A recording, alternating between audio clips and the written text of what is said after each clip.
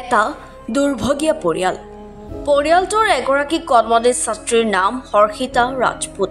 হৰ্ষিতা আক্ৰান্ত হৈছে এক জটিল ৰোগত। চিকিৎসা কৰিবলৈ বহু ধনৰ প্ৰয়োজন। আৰ্থিকভাৱে সচল নহয় পৰিয়ালটো। হৰ্ষিতা দেৰগাঁও বালিকা উচ্চ বুনিয়াদী বিদ্যালয়ত প্ৰথম শ্ৰেণীত অধ্যয়নৰত। শিক্ষক অভিভাৱকে যি পাৰে সহায় কৰি এটা পৰ্যায় পাৰ কৰি দিলে। এতিয়া পৰিয়ালটিক বহু অৰ্থৰ প্ৰয়োজন। কৰ্মনিজ ছাত্ৰীগৰাকী সুস্থ হৈ উঠাটো বিদ্যালয়ৰ ছাত্ৰ ছাত্ৰীসকলৰ লগতে সকলোৱে কামনা কৰে। সেয়েহে পৰিয়ালটোৰ লগতে ছাত্ৰ ছাত্ৰীসকলে মুখ্যমন্ত্ৰী আৰু শিক্ষামন্ত্ৰীলৈ সহায়ৰ আহ্বান জনোৱা পৰিলক্ষিত হৈছে। দেৰগাঁও বালিকা উচ্চ বুনিয়াদী বিদ্যালয়ৰ প্ৰথম শ্ৰেণীৰ ছাত্ৰী হৰ্ষিতা ৰাজপুতৰ এটা জটিল পেটৰ অসুখত ভুগি থকা আমি খবৰ পালোঁ আৰু ছোৱালীজনীৰ অভিভাৱকৰ পৰা আমি যেতিয়া গম পালোঁ যে তাইৰ ট্ৰিটমেণ্টৰ কাগজ পাতিখিনি আমি দেখা পালোঁ আৰু দেখিলে যে ছোৱালীজনীৰ ট্ৰিটমেণ্টটো অসমত সম্ভৱ নহয়। এপ'লো এইটো ৰেফাৰ কৰিছে। 2খন মেডিকেল কলেজৰ পৰা ছোৱালীজনী তাত ট্ৰিটমেণ্ট কৰিব নোৱাৰিলে। তেতিয়া আমাৰ ষ্টাফৰ পৰা লগে লগে আমাৰ বিদ্যালয়ৰ শিক্ষক শিক্ষয়িত্ৰীসকলে প্ৰায় 9,000 টকা আমি তেওঁলোকক তুলি দিছোঁ দান হিচাপে আৰু অভিভাৱকেও সহায় কৰিছে। সেইখিনি পইচা ল'লে তেনেকৈ তেওঁলোকৰ শুভাকাংক্ষী মানুহ অন্যান্য ৰাইজেও সহায় কৰাত তেওঁলোক যেনে তেনে গ'ল, মানে হায়দৰাবাদলৈ গৈ তেওঁলোকৰ প্ৰথম যিটো অপাৰেশ্যনটো সেইটো সম্পূৰ্ণ হ'ল। ইতিমধ্যে মই ফেচবুকত সেইটো এটা লিখিছিলোঁ, এপিল কৰিছিলোঁ। এপিলটো কৰাৰ পাছত মোৰ ল'ৰাই অসমৰ মুখ্যমন্ত্ৰীলৈ এটা ইমেইল কৰিছিলে। ইমেইল কৰাৰ লগে লগেই পিছদিনাই মুখ্যমন্ত্ৰী মহোদয়ৰ তৰফৰ পৰা DC লৈ আহিলে। DC পৰা চাৰ্কুল অফিচাৰ আহিলে আৰু চাৰ্কুল অফিচাৰে মণ্ডল গাঁওবুঢ়াৰ জৰিয়তে এটা এনকুৱাৰী কৰি চাৰ্কুল অফিচাৰে এটা সুন্দৰ ৰিপৰ্ট পঠাইছে মুখ্যমন্ত্ৰী মহোদয়লৈ। তাত ছোৱালীজনীৰ যিটো অৱস্থা ডিটেইলছ ডকুমেণ্টসহ সেইখিনি প্ৰেৰণ কৰিছে। সেইটো 15 তাৰিখেই যে চাৰ্কুল অফিচাৰে সেইটো প্ৰেৰণ কৰিছে। আচলতে ইলেকশ্যনৰ কাৰণে বিষয়টো ধৰক সেইটো চৰকাৰে হয়তো ডিচিশ্যন ল'ব পৰা নাই, কিন্তু ছোৱালীজনী এটা অপাৰেশ্যন হৈ গৈছে য'ত মানে পিত্তনলীটোত অবষ্ট্ৰাকশ্যন হৈ আছিলে ষ্ট'নটো।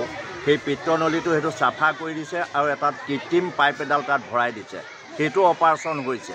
ইয়াৰ পাছত মেইন যিটো অপাৰেশ্যন গ'ল্ড ব্লাডাৰ অপাৰেশ্যনটো এইটো 18 তাৰিখে পৰিয়ালে হ'ব বুলি কৈছে।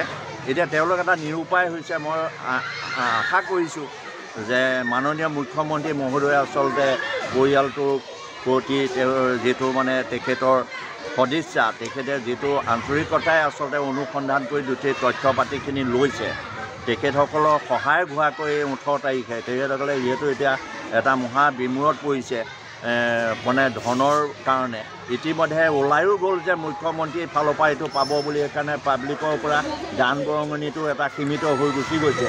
গতিকে মুখ্যমন্ত্ৰী মহোদয়ৰ তৰফৰ পৰা খুব সোনকালে যাতে এটা সাহাৰ্য মেডিকেলটোৰ কাৰণে এটা সাহাৰ্য প্ৰদান কৰে, কাৰণ এইটোৰ পাছতো আৰু এটা মানে ট্ৰিটমেণ্ট 3টা অপাৰেশ্যন তেওঁলোকৰ মুঠতে হ'ব। এইখিনিয়ে কথাটো, সেইটো এটা আহ্বান জনাইছোঁ মুখ্যমন্ত্ৰী মহোদয়। মোৰ ছোৱালীজনীৰ গাটো বৰ ঠিক নাছিলে, সেইটো কাৰণে মই মানে ছোৱালীজনী আপোনাৰ ইয়াত চাইল্ড ডক্টৰ এজনক দেখাইছিলোঁ। দেখুৱাৰ পিছত গম পালোঁ যে তাই গ'ল্ড ব্লাডাৰ হৈছে। গ'ল্ড ব্লাডাৰ হোৱাৰ পিছত আমি যোৰহাটলৈ গ'লোঁ। যোৰহাটত গোটেইখিনি দেখুৱাৰ পিছত ডক্টৰৰ লগত কথা পাতিলোঁ। তেখেতসকলে ক'লে যে তাইৰ যিটো কণ্ডিশ্যন হৈছে, তাৰমানে তাইৰ CVD-ত ষ্ট'ন ফচি গ'লগৈ। এই CVD-ত ষ্ট'নটো ফচি যোৱাৰ কাৰণে আমাৰ ইয়াত নহ'ব বুলি ক'লে গুৱাহাটীলৈ পঠিয়ালে। গুৱাহাটীত আমি 3 দিন চিকিৎসা কৰালোঁ। চিকিৎসা কৰাৰ পিছত গম পালোঁ যে তাতো নহ'ব। তাৰপৰা আমাক এপ'লোলৈ ট্ৰেন্সফাৰ দিলে। এপ'লোলৈ দিয়া নাছিলে, বোলে তাত নোৱাৰাৰ কাৰণে JNRC-লৈ পঠিয়ালে। JNRC-ত আমি 3 দিন চিকিৎসা কৰা অলপ সুস্থ হ'ল ছোৱালীজনী। তাতো মানে অ'পেন চাৰ্জাৰী কৰি দিম বুলি কৈছিলে। অ'পেন চাৰ্জাৰীত ৰিস্ক নলয়। ৰিস্ক নোলোৱাৰ কাৰণে আমি ভয় খালোঁ। ভয় খোৱাৰ পিছত তেখেতসকলক সুধিলোঁ যে কি কৰা হ'ব, কি কৰিলে ভাল হ'ব ছাৰ। তেখেতসকলে ক'লে যে আপোনালোক এপ'লোলৈ যাওক, এপ'লোত তেনেকুৱা মেচিন 4-5টা আছে বুলি আমি গম পাওঁ। তেখেতসকলে কোৱাৰ কাৰণে আমি তালৈ গ'লোঁ এপ'লোলৈ। এপ'লোত গৈ গম পালোঁ যে এপ'লোত যিখিনি মেচিন আছে সেইখিনি হয় আছে, কিন্তু এই বেবী মানে 6 বছৰ মানে প্ৰায় 10 বছৰ তললৈ নোৱাৰে।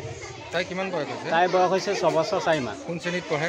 এইবাৰ প্ৰথম শ্ৰেণীলৈ পাইছে। প্ৰথম শ্ৰেণীলৈ পঢ়িছে।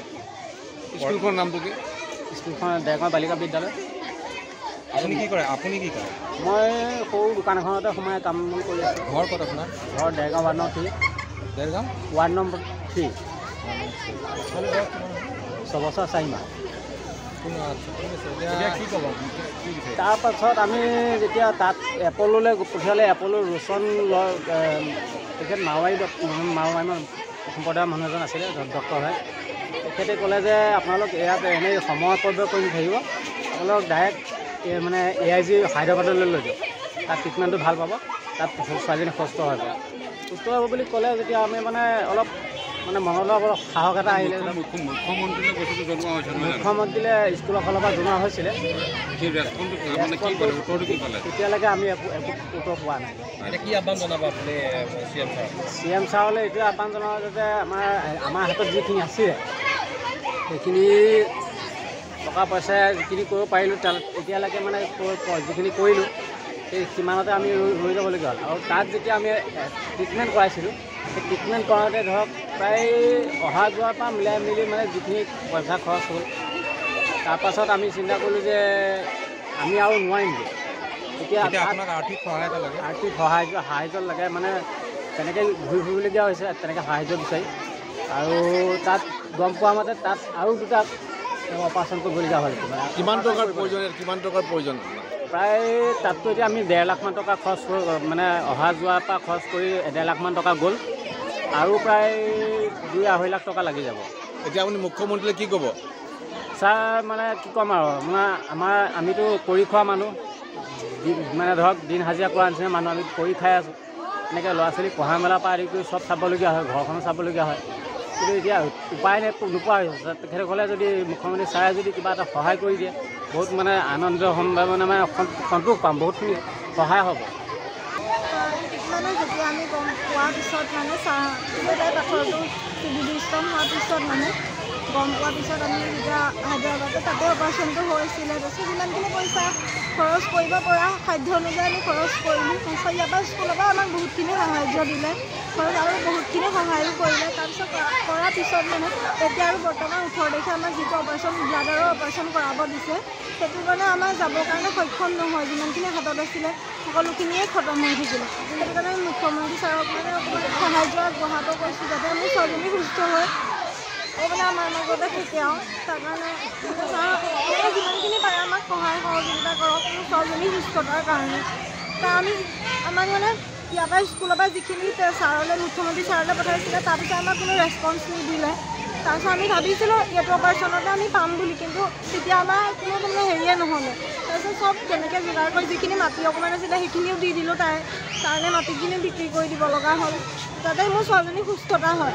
তাৰপিছত এতিয়া আৰু আমাৰ হাতত সক্ষম নহয় যে আমি থাকিলে তাই আকৌ এইটো কাৰণে মিনিমাম 60-70 হাজাৰ টকা, আকৌ পিছৰটোৰ কাৰণে মিনিমাম 1.5-2 লাখ টকা লাগিব বুলি কৈছে। তাত সেইটো কাৰণে ৰখি দিব লগা হৈছে আমি যাবৰ কাৰণে, মানে আৰু 18 তাৰিখে কৰাবই লাগিব এইটো অপাৰেশ্যন। মুখ্যমন্ত্ৰী কি আহ্বান জনাব? ছাৰক এটাই ক'ম, যাতে আমাক এইখিনি সহায় কৰে, 18 তাৰিখৰ মানে ভিতৰত যাতে আমি ছোৱালীজনী সুস্থ কৰিব পাৰোঁ। দেৰগাঁৱৰ পৰা ভূপেন শইকীয়াৰ ৰিপৰ্ট, এনি ভাৰত 24।